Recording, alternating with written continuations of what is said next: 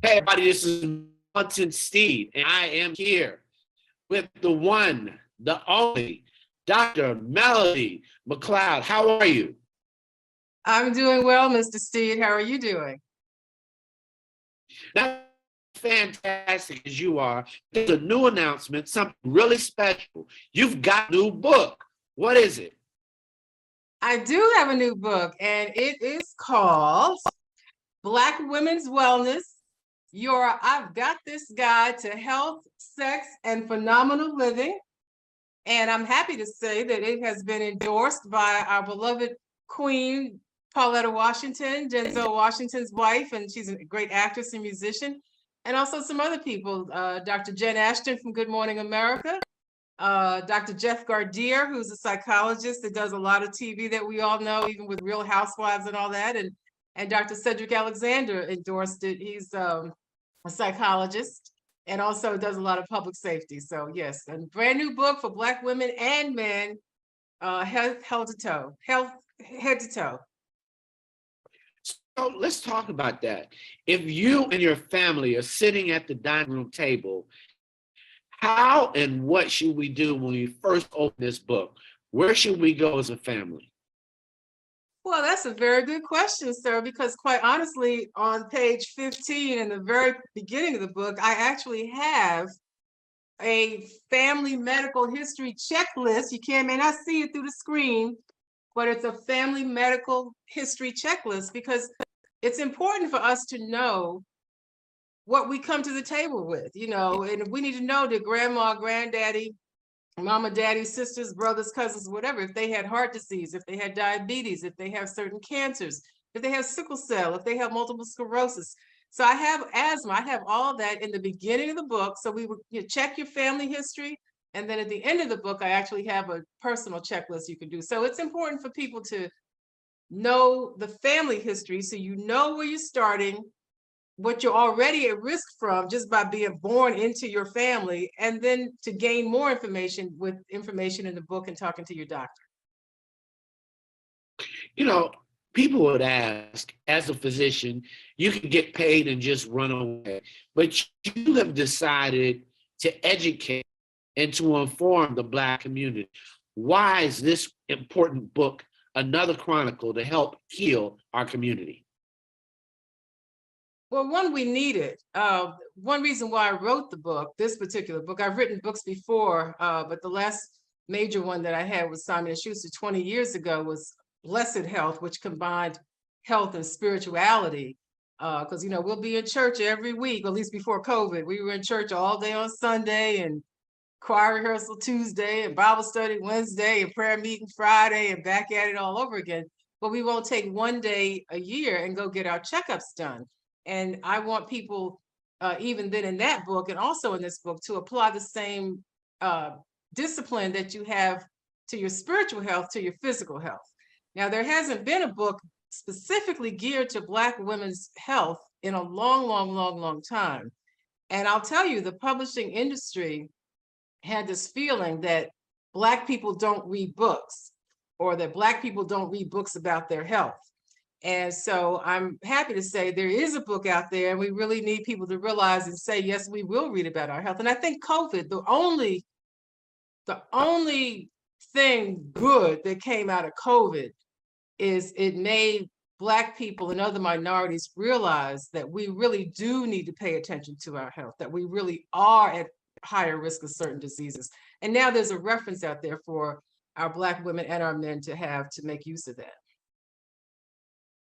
Well, I love that you talk about the fact that Black women clearly are the sisters with superpowers in the home and have the power clearly to influence the entire family and friends and networks. So what are the gems, just 2 or 3 gems that are found in this book that you want sisters to bring this into their house to begin to heal their families and their homes? Well, I have more than 2 or 3. I have to try to see what I could do to limit it down to that. But I think that's a tough question. 2 or 3. Okay. One is mainly in the title. Okay. We've got this. We can do this. Okay. We can turn the page. We can start a new chapter in our healthcare outcomes. Unfortunately, Black women and men, but in particular Black women, you know, we have the highest rates, of course, of maternal mortality, the highest rates of cancer deaths from breast cancer and other things. So one, there's this book of education. It's important that women educate themselves because, like you said, oftentimes the woman, you know, brothers may not like to hear this, but we really are kind of the guardians of health of the family. It's like, come on, honey, you don't look good. You're going to the doctor. Come on, children. You know, mom is taking you to the doctor. We're the guardians at the church. Mostly you see churches full of women. So we are the guardians of health and wellness. So sometimes we need a reference, and that's what I've provided. I give guidance on diseases so people can be aware of what some signs and symptoms are. And then you can tell your doctor, and you can go to the doctor informed about yourself and present a good history to the physician, because that's important for you to do. And I encourage also, as a third thing, for people to be proactive. Right now, medicine, I'll be honest with you, the medical healthcare delivery system is not what it needs to be. It's not what it used to be back in my early days, you know, with electronic medical records and insurance companies running everything. So it's important for the patient to be very proactive and be your strongest advocate. And you need to go in there with questions and armed with a little bit of background about who you are and what's going on with your body.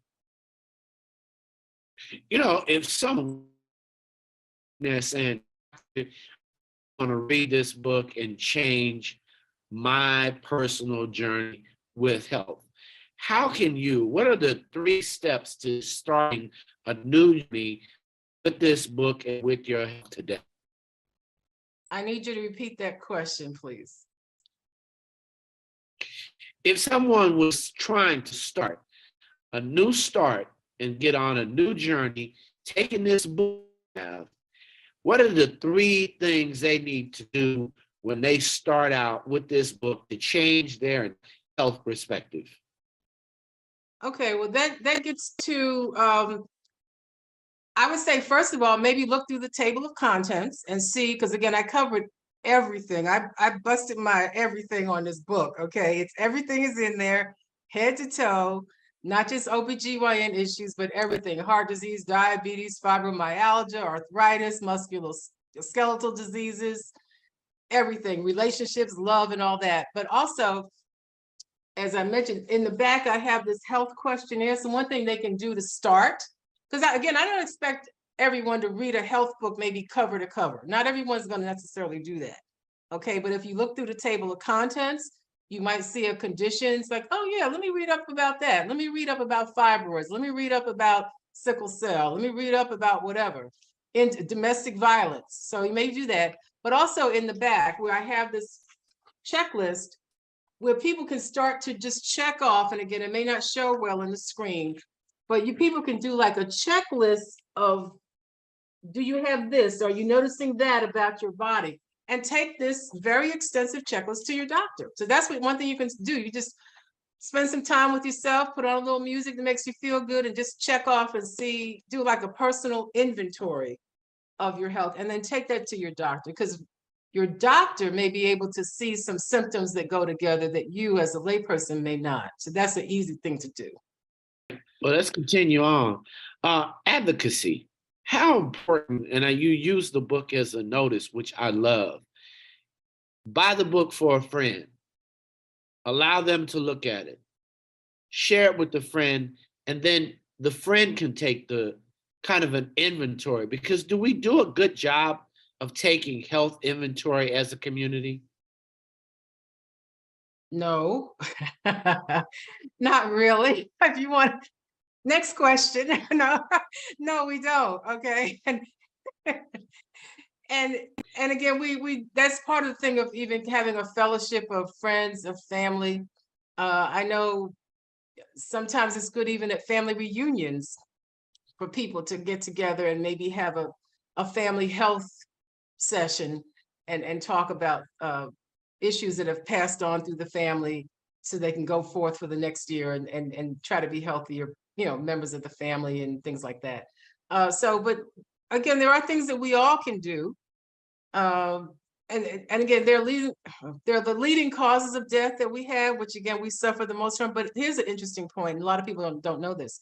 In addition to heart disease and cancers and diabetes and kidney disease, Black people don't realize that the sixth leading cause of death in the Black community is homicide.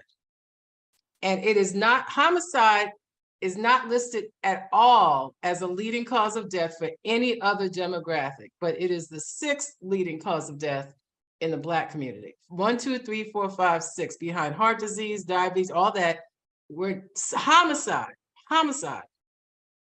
And it's not listed for any other demographic. So that's something that's happening within our community.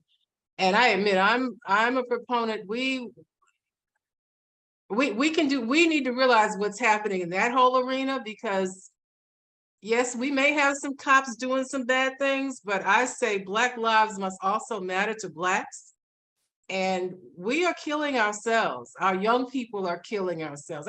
I live in the north side of Atlanta, and so up here, the white kids, we have what's called the triangle. The white kids are killing themselves with opioid overdoses. Okay, the methamphetamine, the heroin, the cocaine. They're killing themselves. On the south side, the Black kids are killing other people, and mostly killing other Blacks. And we don't want to look at that. We don't want to pay attention to that, but we have to, because we're losing so many of our citizens, young and old. You know, when you think about health, I heard you mention it, you just quietly whispered it, and sexual health, women's sexual health. Why is sexual health for both women and couples important? Well, for one thing, we all are here because of sex, one way or the other, okay? I mean, let's keep it real. Male sperm, female egg, we have a new baby, okay? Ooh. So that's the way it works. I mean, people might think it works other ways, but no, it still requires a male sperm and a female egg to make a baby. And so it's important that we are healthy in our sex lives. And for women, Black women, and this gets into another point, the whole issue about HIV/AIDS and other STDs. Black women for years now have been the #1 demographic of the most number of new cases of HIV/AIDS is happening in Black women. And the reason for that is, and I hope I don't lose your audience, but people need to let's buckle down and hear what needs to be said, because this is the #1 reason. The #1 reason why Black women is the demographic with the most number of new cases is because they are engaging in sex with high-risk Black men, okay? And those high-risk Black men are mostly men who are on the down low, men who are going both ways, and they're not telling their purely hetero women that they go both ways. So you have the homosexual, bisexual man having sex with a hetero woman, and she's getting HIV/AIDS. And we know that HIV/AIDS is mostly transmitted now through anal sex. And also, we know that HIV/AIDS is associated with higher rates of syphilis, gonorrhea, and herpes. So this is all tied in together. So I tell women in the book, I get into it. I don't soft step it. This is what's happening, and you need to know who you're going to bed with. You don't have to jump on the first thing that comes along. Take your time, get to know your boyfriend, and use protection. Use protection. Hold on there, Doc. Huh? Wait, are you still there? Are you still with me? Wait a minute, wait. Uh-oh, it's really bad when the host doesn't stop talking now. Come on now. No, the host listening. The host listening. Oh, okay. Well, I'm just telling you, and people don't want to hear it. How do women really have that conversation? Let's role play. Hey, how are you? It's so good to meet you. You look so good. I'm glad you got that sexy outfit on. Is there anything I should know or you want to know? Well, yeah. Well, first, and that may not be the first or second date, because again, you don't have to jump on, have sex the first. I mean, that's the other thing. We need to slow down a little bit, okay? But when the time comes, if you feel like, I'm digging on you and you digging on me, then yeah, you say, listen, I like you, uh, and really, I really may not want to have sex till we get married, but I know that doesn't go over too well these days. But if you know, if we're feeling that we're interested in each other, I would like, uh, just in the interest of your health and mine, uh, I'd like to know, would you be willing for us to go and get tested for HIV/AIDS? Do you have some place in mind? Sure, sweetie. We can go down to the health clinic, to the public health clinic, or you can come on to my doctor's office, and it'd be very confidential. And it really is just a blood test. Oh, that sounds wonderful. Is it something that will be disclosed to the public, or is this just something you and I would know together? It's just you and me, honey, just you and me. And once I know you're clear, and also I want to make sure you have comfort in knowing that I'm clear, then we can have a good time and kick it safely. Safely. Well, what makes this conversation, do you think, for many men and women? Is it the moment that they catch up, they got together, had dinner, maybe too many drinks, and then don't have the ability to stop what's happening before there's any transference? And should we all kind of pump the brakes on knowing that if this is going to happen, your life's at risk? What's the red signs? And then how do you say that to your daughter or son who are just going down this road and it seems like life, they're invincible? Well, and that's where we need to have the conversation. We need to have it with the young people, because the young kids are having sex at earlier and earlier ages. I think a lot of parents need to realize that even in bathrooms of middle schools and high schools, a lot of these boys are lined up in the men's bathroom, and these girls are doing what's called trains. Do you know what that is? They're just the girls are basically in front of the boys, squatted down, and engaging in oral sex with one guy, and then the next guy, and then the next guy. They just doing these what's called trains. And so this is giving young girls HPV, herpes, human papilloma virus in their throats, which can lead to oral cancer. And these boys are just having, or on the receiving end of oral sex. And we have to just get back to some morals and some restraint. I think I am not in favor of all of what's happening online.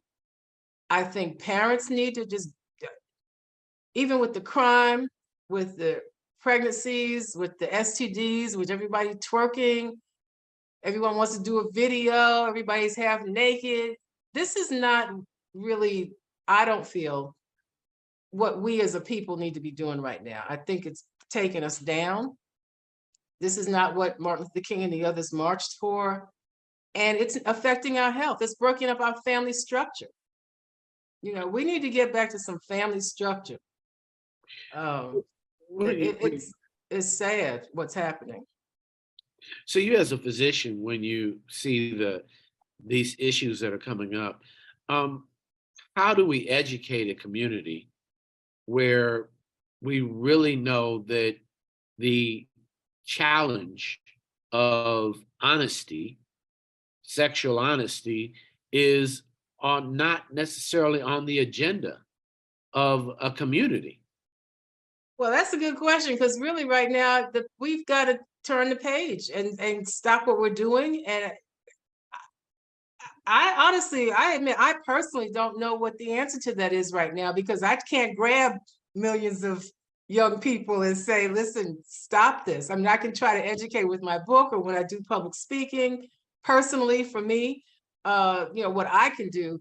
But there are millions of people out here. A lot of these kids, they don't have anyone parenting them. That no one's teaching them discipline, morals, values. We've turned away from the church. Everyone wants to be a hip hop star. Everyone's walking around half naked. And we're in this culture. Right. And we're gonna have to. I don't know how. I really don't know what we can do, but we're gonna have to do something. And I think we need the men who look like men, who dress like men, who talk like men. We need men to be good examples for these young boys. And also, I feel, and I may get in trouble with this, we have got to show our young Black people that there's more in life for them to do than just play ball or sing hip hop and rap. You know, we need plumbers and electricians and architects and engineers. We need doctors and trash collectors and public service workers. We need reporters. We need morticians. We need people to help society keep going forward. But we act like the only thing our boys are able to do is play ball. And the only thing our girls can do is shake their booty half naked and sing whatever. So And we need to do more. We need to do more. But I got a couple more questions on this book in weight loss, because weight loss clearly is a real challenge. It leads. Can you kind of tell us the trouble of what gaining weight as a family, as a community, as a society, how does that impact our health? Can somebody say it out loud, doctor? Well, I can. Obesity, being overweight and or especially being obese, is a killer. And unfortunately, in society, it's become glamorized. A lot of these celebrities now who are morbidly obese are glamorizing being obese. And obesity leads to heart disease, heart attacks, strokes, cancers, arthritis. It leads to depression. It's a robber of life. It takes your life. And especially again with the heart, you know, all that fat is building up in your blood vessels around your heart. Also with women, it can cause women to not ovulate, meaning they're not releasing an egg, and therefore they're not able to have periods, and they may not have normal menstrual cycles, and therefore they may not try to be able to get pregnant when they want to.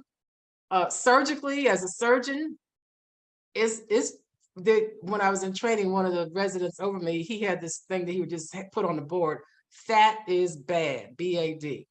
And because when we are operating on someone, I mean, in the OR, and you're operating, we have to like fight against all this extra fat. And it's just more work, quite honestly. It affects even the anesthesia amount you have to get to keep everything under control. And if it's an emergency and we have to deal with all the extra adipose tissue, so obesity is terrible for many conditions. And right now there are ways to not be so obese, but we have food issues. We have things in our food, but also we need to have some make use. Right now there are these new drugs that have come out that are helping a lot of people. Also, there's weight loss surgery for those who really need to lose weight, because you don't need to keep all that strain on your heart. We've got to, and it's not just Black people who are obese now. I mean, really pretty much a lot of people are obese at this point. And I was a lot heavier years ago, but I had to get it off. I was in a car accident, so that's what made me kind of, be immobile and stuck and sedentary. And I gained, up to an enormous amount of weight, but I just had to get it off because I didn't want to die from fat around my heart. And we need to stop glamorizing obesity. It's not good. And it's okay if you feel good about yourself or you tell yourself you feel good, but at least put the other part in there. But I realize my weight is putting me at risk for heart disease, diabetes, and cancers and strokes. That's what the celebrities who are morbidly obese, maybe they need to say that at least. I'm glad you talked about that. One more, and thank you so much for your time and understanding.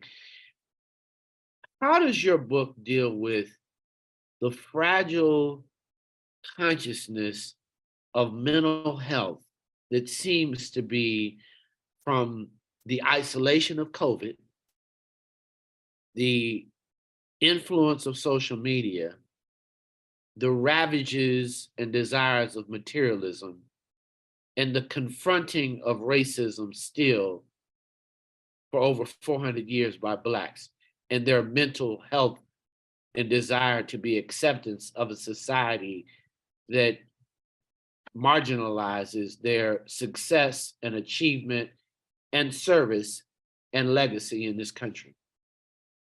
Thank you for that question. Actually, I have an entire section on health, on mental health, on social acceptance, on microaggressions, and racism's effect on Black health.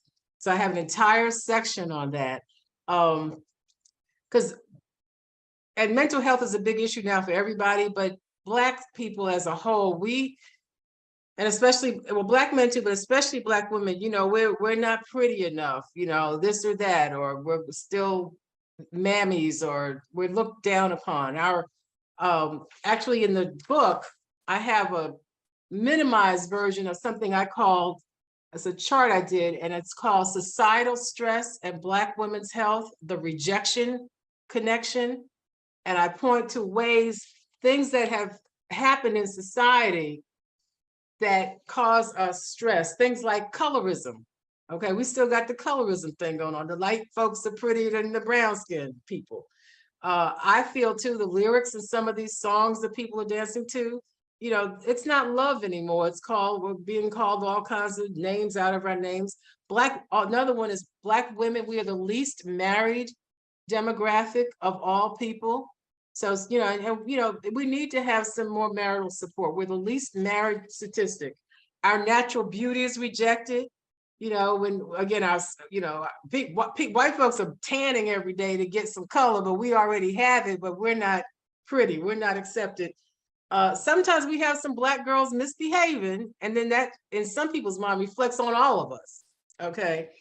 And so all those things can lead to stress. And stress will cause our cortisol to go up, our hypertension to go up, our endorphins go down. So all of those things cause an adverse effect on our health, which can even lead us into death. So we've got a lot that we've had to fight against. We're still fighting against it. And but I have an entire chapter on the effect of racism on our health. And so I expounded on that because we need to pay attention. And also, remember, illness doesn't stop at the neck, okay? It can go up to our brains, to our minds, our mental health. And it's okay to go to therapy. People need to talk to someone, go to therapy. It's not a failure. It's not a spiritual failure. If you need to go and talk to somebody about the strains of life. And COVID was very tough on everybody with the isolation and the loneliness. I mean, I wrote this book during COVID, and it was tough. It was, I've written this book like 3 times because sometimes it was just hard to get in the moment, and the data was changing. So, and also I talk about the importance of role models in the book, because in one of your questions we didn't talk about yet, but I actually, when I was a little girl, which was eons ago, I actually had a Black female pediatrician when I was a little girl, you know, Dr. Doris Weathers. And thank God I had her, because in looking at her, I saw that I could potentially be like her. And I really think she's the reason why I was kind of inclined to go into medicine, because I would hear that she helped people feel better. Okay. And that's maybe my personality. So we have a lot to do. We need role models and things other than sports and hip hop. We have more doctors now, Black doctors coming on to the medical profession. We need more. There have been some wrongdoings in the past of physicians toward Black people. But with Blacks, seeing more Blacks in the field, hopefully that'll give people more trust to come to us and make use of us as part of your healthcare healing process overall. That and having a reference book to go with it. You know, you say that we dealt with mental health, but at the end of the day, just taking this book and establishing a relationship with a physician, why is that important? For everybody who is listening, grab the book, make a physical change, and establish a relationship with a hopefully Black physician, but with a healthcare provider. Why is that such a huge move for our community? Well, we're here as physicians to serve and to help heal. Okay, and so it's important that we make that patients, people, the lay public, make use of those services. make use of it. Even if you don't have any money, there are free clinics available sometimes. There's the county hospital. A lot of physicians have health fairs in the community. And so it's important to find a doctor that you can trust. Again, I would say, again, if you can, when you go to the doctor, if you need to, maybe take somebody with you who is in the medical profession, maybe a friend of yours who's a nurse or, you know, a physical therapist or somebody, because they will have an eye and ear to hear things that you may not pick up on in talking to your doctor. Also, I tell people when you go to the doctor, make sure you go there and have your questions written out, because people get nervous when you go to the doctor. Okay, you get a little nervous, and also in this day and time, some doctors might try to rush you out because they got to get the next patient in because of the insurance demands and things like that. So, but you need to be your best advocate. Don't let the doctor rush you out. I mean, I just do not. Just say, excuse me, doctor, I have a couple more questions I'd like you to answer. Okay, but go there with your questions written out so that and have them walk you through. Another thing, I encourage everybody, if you go to the hospital, if you get a procedure done, a CT scan, an MRI, mammogram, whatever, be sure you get, you may not get it right then, but go back and get the actual report, the record, especially if it's some kind of imaging thing. Get the record for you to have for yourself. Okay, that's really, really, really important for you. Why is that important, doctor? Well, because one, you want to, and again, this is where another medical person with you will help. You want to make sure that what you stated is your problem is written in the record. Okay, because sometimes now, especially with electronic medical records, those are just kind of, folks are just checking stuff off. I'm just telling you, at the hospitals, they're just checking boxes off, and it may not be what they actually did to you. Okay, it's not good right now. So it's just important for you to have, and also for you to keep a track for yourself. You know, you had your last mammogram on what date? And no, it said no cancer. Okay, it's just important for you to know your health so that you can be responsible in the future about what you need to do and when you need to do it. And also, if you go to another doctor who may not be in the system or whatever, you'll have your own records with you instead of having to dig when something's popping up as an emergency and you have to try to get your records at that point in time. Just get it while it's contemporaneous. Plastic surgery, big thing for women today, men today. What should we know about plastic surgery, doc, and the BBL that many young women are getting younger and younger? This whole Brazilian butt lift. What is happening with that? And what should they know about having surgery in your 20s, plastic surgery, and how it can affect your life moving forward? Well, you know, I admit I'm kind of old school. I'm a proponent of, you know, God made you how you are and learn to embrace who you are. Now, if there's some things that you really are really unhappy about, or something is really depressing you, draining you down, then yeah, go talk to a plastic surgeon. But a lot of times, a lot of women are going and getting, like you said, these Brazilian butt lifts and all. You know what? We had butts before Jennifer Lopez and Kim Kardashian came around. Okay, people act like, you know, oh, a butt is a really good thing to have, but Black women, for the most part, we have nice booties. So just embrace that. I think too, a lot of people are getting a little kind of hoochie-fied in a way. You know, everything's got to be. If you're going to have plastic surgery, make sure you go to a doctor that is well respected, because people are going even out of the country and here and there, and then they're ending up having all kinds of complications. They're being butchered even here. I mean, there was a doctor here, I was on the news a few years ago. They called her the dancing doctor here, you know, and she's making videos and dancing while she's doing these procedures. And, you know, you just don't need that. So just really, if you're going to have plastic surgery, you're thinking about it, go to someone who has a stellar reputation, see some pictures of what they've done before, but really just assess, do you really, really need to do a certain kind of procedure? I mean, if you really got, you know, I mean, it's one thing I want to have. I just want to kind of like, I got a little too much up top. I want to kind of like knock it off. And my friend's like, girl, leave it alone, leave it alone. So All right. Uh, can you show us the name of the book again so we can? Sure. It's called Black Women's Wellness, your I've Got This Guide to Health, Sex, and Phenomenal Living. And again, I have everything in there from head to toe. I have data, I have there are beautiful pictures in here. The publisher, they did a wonderful job with artwork for you to just enjoy. The publisher did a beautiful job, and I have images of the uterus, of your anatomy, sickle cell anemia. There are flowers. It's a pretty book. It's really pretty. I have information for the men. There is information about relationships, love, divorce, domestic violence, overcoming that. I have stories about Black medical pioneers.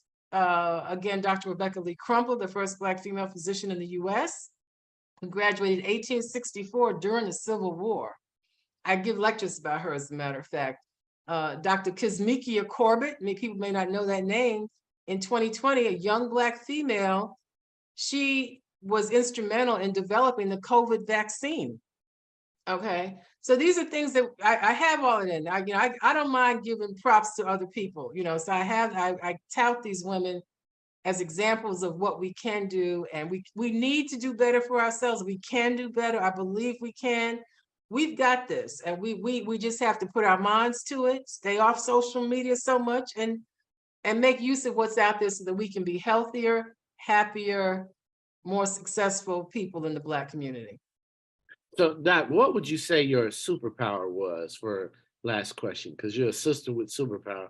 What is your superpower? Oh my word! I don't know. I've had a long faith in God. He's gotten me through.